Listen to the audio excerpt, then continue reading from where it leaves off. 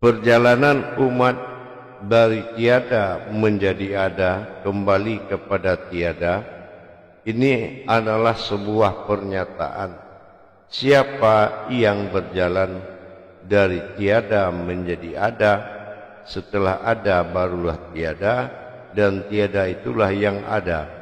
Ini ditentukan kebenarannya oleh isbatnya sebuah ayat, yaitu keputusan daripada kalam disebut dengan Yasin.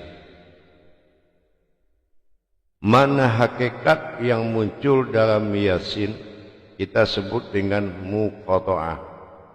Muqata'ah itu ada kemampuan 3 perkara.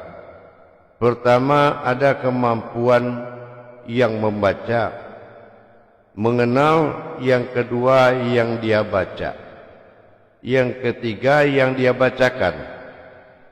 Nah, ini kalau muqata'ahnya tidak benar atau tidak dengan muqata'ah, maka bukan sayyidina mursalin. Ini bukan bimbingan atau sebuah perjalanan, atau dikatakan keputusan. 10 amal besar dalam kodrat, 10 kodrat besar. Ini adalah kodrat yang ditentukan oleh isbat, yaitu 8 dan sifat 20. Maka dikatakan pada ayat 82, 8 adalah menandakan 2 perkara, yaitu 8 batang tulang pada zahir, 8 surat panjang pada Al-Quran. Ini dinamakan sifat 20, karena hijriah hanya 8 adalah 20. Atau kita kenal jam 8 adalah jam 20. Jadi inilah dikatakan keputusan muqata'ahnya. Qasamullah ada pada Yasin 82.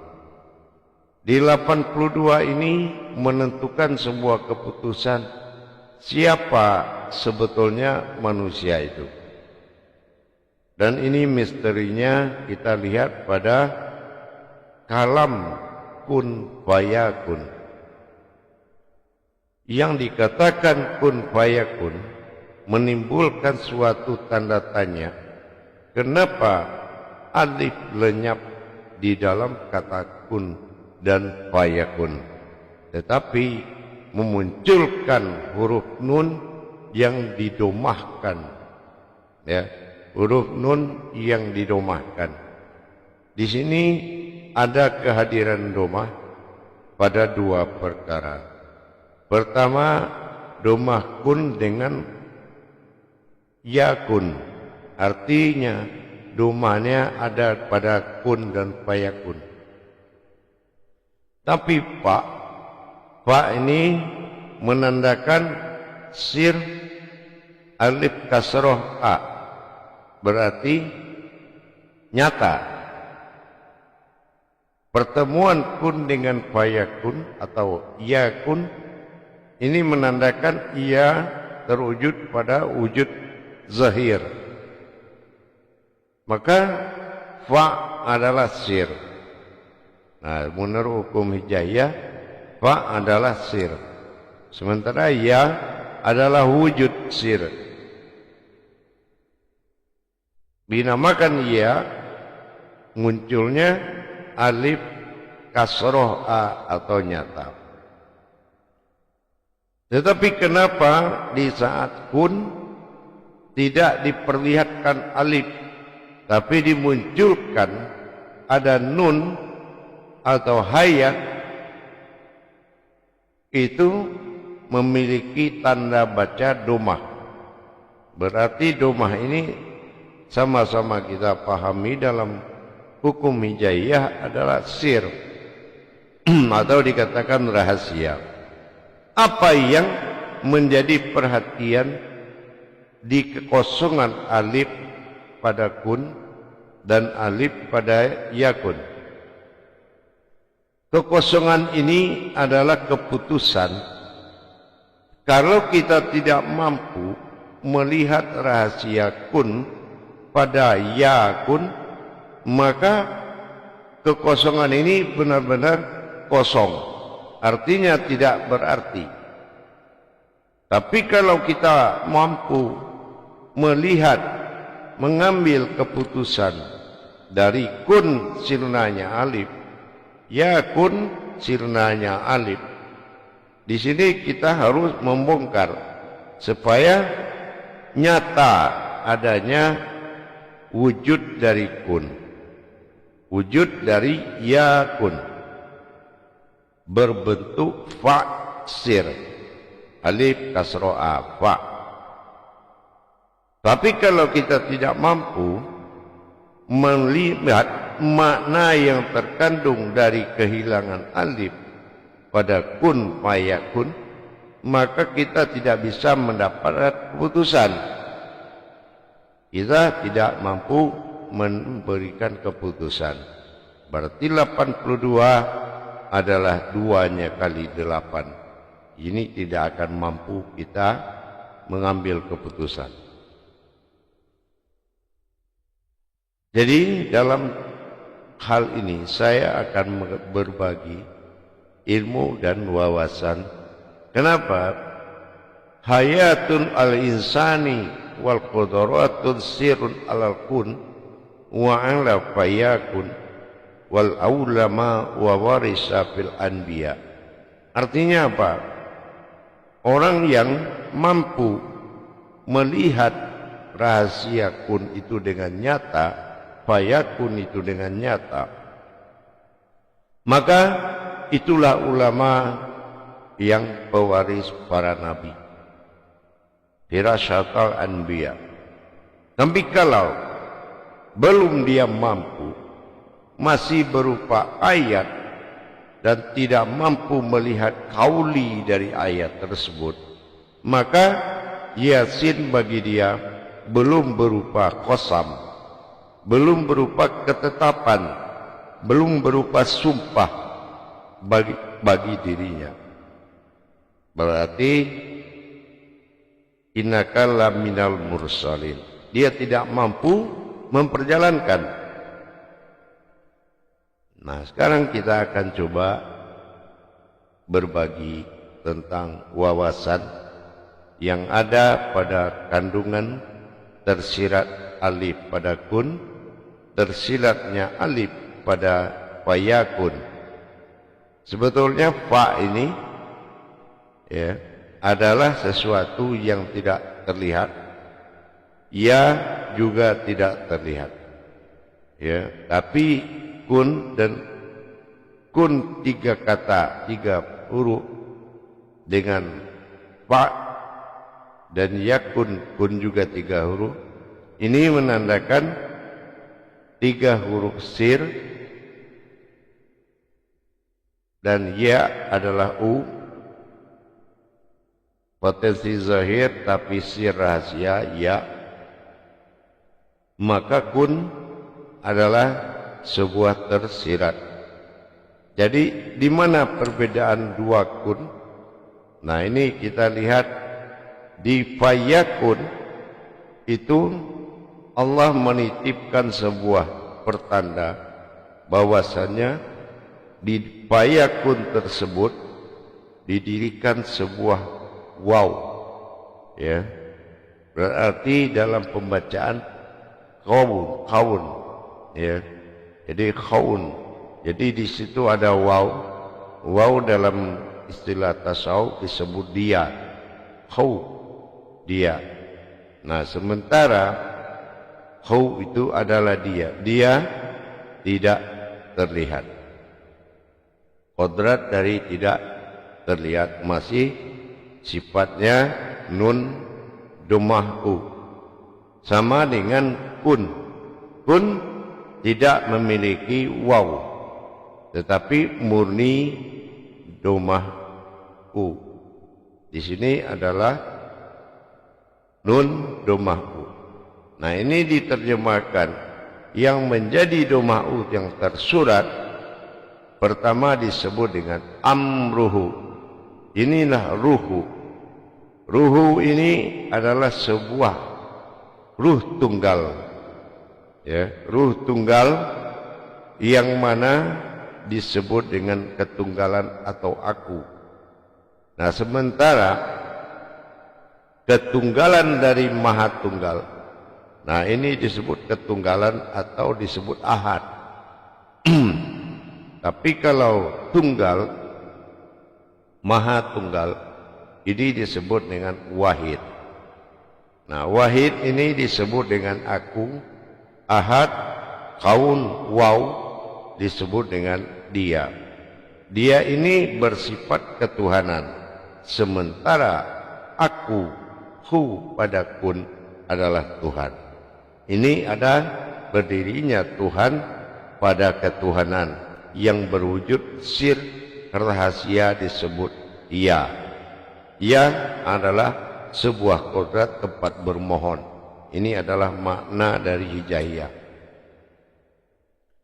Di sini kita akan melihat di dalam pembacaan, apakah kita memang ketergantungan kepada tidak terlihat. Kalau itu tidak terlihat, kita akan bertanya, di mana yang tidak terlihat?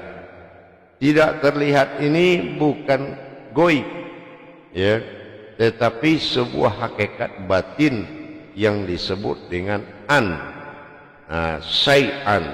Nah, inilah yang dikatakan syai'an, ya. An ay yakulla, ay itu ya, yakulla.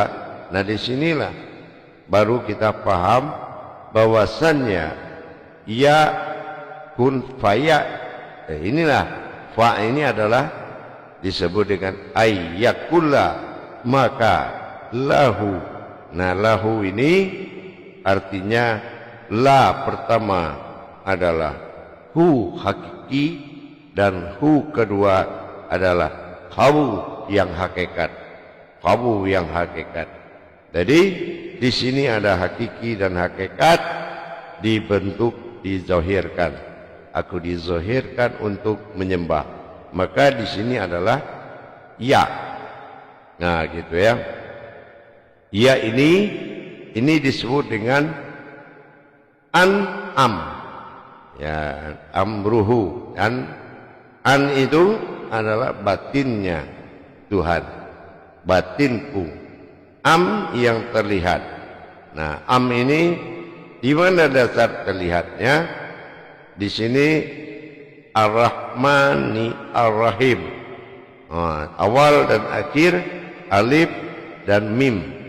Am. Maka di sini disebut dengan zahir. Ya. Di sini innama amruhu. Nah, izza arada. Karena arad adalah kehadiran yang sangat cepat disebut dengan petir atau kilat. Nah, arad lahu, inilah pernyataan dua kali hu. Hu pertama berkodrat la, karena la itu adalah lam dan ha. Alam dan alif domah u. Sir. Lam adalah ha, alif domah u adalah sir. Nah, ini dinamakan dengan hu. Jadi ha ditambah hu. Ini yang dari kodrat la.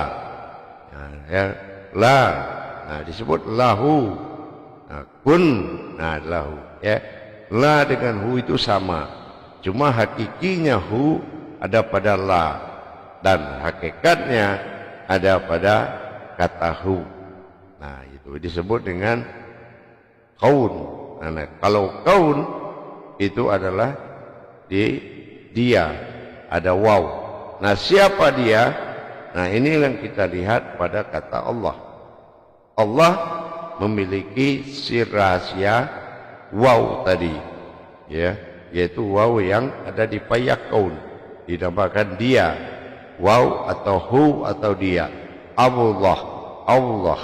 Nah, jadi sementara kun adalah hu. Nah, ya, aku berarti hu Allah, aku adalah Allah, hu Allah. Nah, jadi dengan itu kita sudah memiliki wawasan. Nah, mana ilmu dari wawasan itu? Nah, kita akan melihat mana keputusan dari kun dan fa'yakun tadi. Nah, keputusan adalah usul dan asal. Ya, keputusannya adalah usul dan asal atau asal usul. Nah, mana yang asal dan mana yang usul? Yang usul adalah hu, yang asal adalah hau. Ini yang dikatakan faya kaun, ya kaun. Nah, fa adalah zahir dari keduanya disebut dengan sir. Nah, itu makanya fa. Ya, maka titiknya dua. Titik satu yang ada pada kun dan titik satu ada pada fayakun.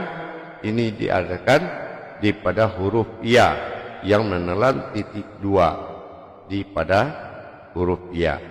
Nah, di sini ketemunya ya kun. Di sini barulah kita mengambil amruhu. Am adalah penampakan, ruhu. Nah, ini baru bersifat ruh, jatuh dia pada posisi wujud utusan rasul. Nah, ya kan? Nah, cuma di fayakun jatuhnya ke rasul. Kun adalah Allah, la ilaha illallah, kun. Wa Muhammad Rasulullah, fayakun.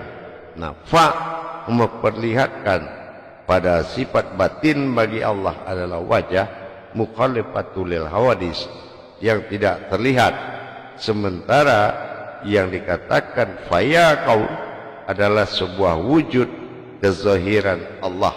Ada mim, ada ha, ada bim, ada dal atau Muhammad. Nah, inilah kun kata Allah, fayakun kata Muhammad yang diucapkan oleh zahirnya ayat.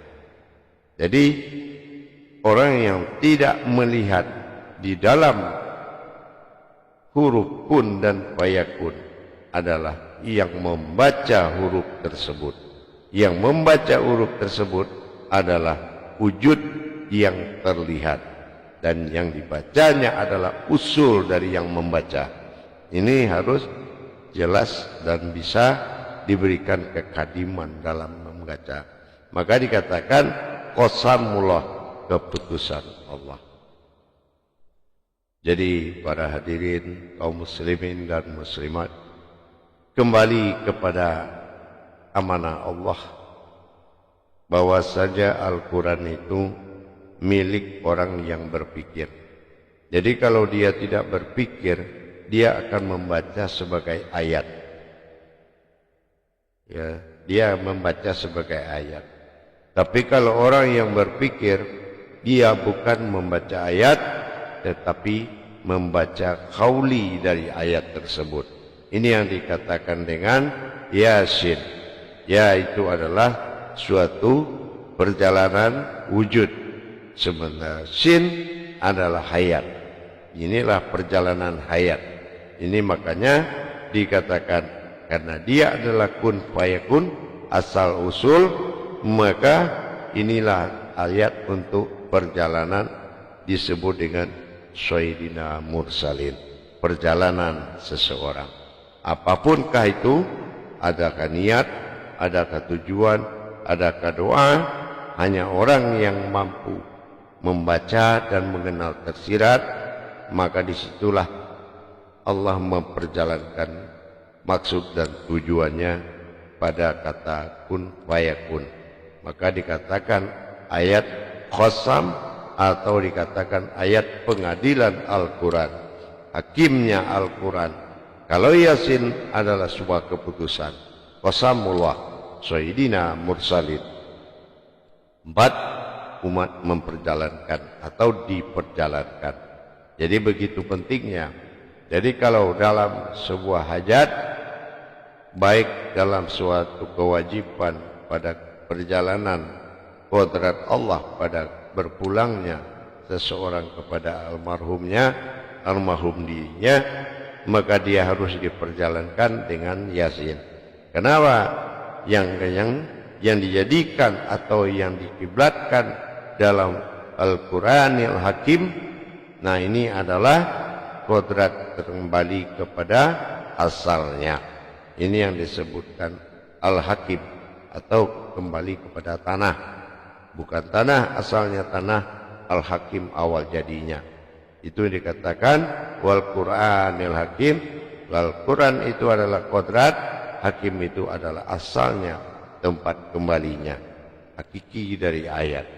Jadi kalau dikatakan oleh Rasulullah, orang yang membaca Al-Quran atau Yasin di depan seorang mayat, belum lagi dengan ilmunya, belum dikuburkan, tetapi ribuan malaikat berbondong-bondong menyembahyangkan almarhum jasad tadi untuk dan membawa keberangkatannya ke sisi Allah. Sebelum dikuburkan, tapi almarhum itu sudah sampai di sisi Allah. Kalau kita membaca Yasin berupa qasamullah atau ilmunya berupa ketentuan Allah. Ini yang dikatakan dengan kebenaran seseorang dengan mengenal muqato'ah. Muqato'ah dia adalah siapa yang membaca, apa yang dibaca, dan siapa yang dibacakan. Jadi kalau ilmu sudah sampai kepada seorang mayat, belum mayat itu sampai dipulangkan kepada makamnya, kepada Al-Hakim, bukan tanah tetapi Al-Hakim, tapi dirinya telah sampai ke sisi Allah sebelum jasadnya sampai ke liang lahat. Ini keberuntungan bagi orang yang membaca Yasin dengan memiliki ilmu muqato'ahnya. Jadi demikian untuk wawasan dan ilmu pengetahuannya. Silakan dijalankan untuk kebenaran. Insyaallah mudah-mudahan terijabah dengan